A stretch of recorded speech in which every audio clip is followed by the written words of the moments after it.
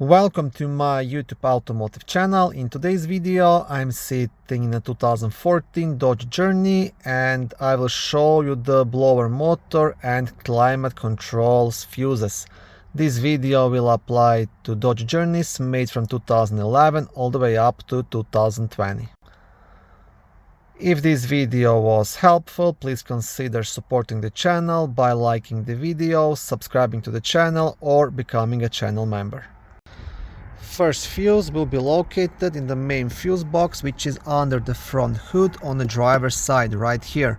Now to access the fuses, you just want to pull the cover up. You'll have these two black tabs and just pull it up. On the back side of the cover you will have a small fuse diagram, and right here you have a fuse puller you can use to remove and check any of the fuses.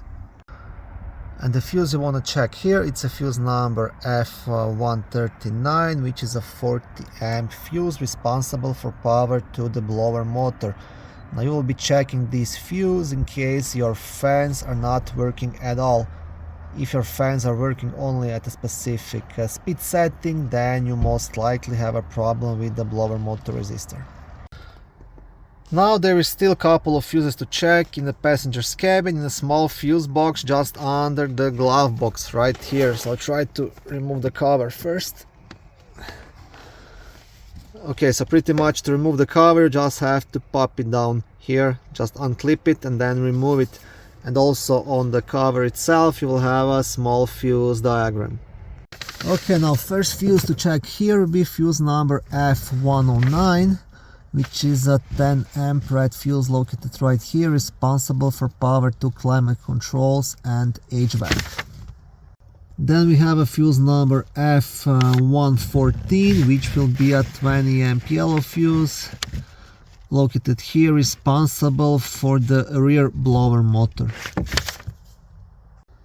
And then the last fuse to check will be fuse number F130, which is 15 amp blue fuse located here, again responsible for power to climate controls.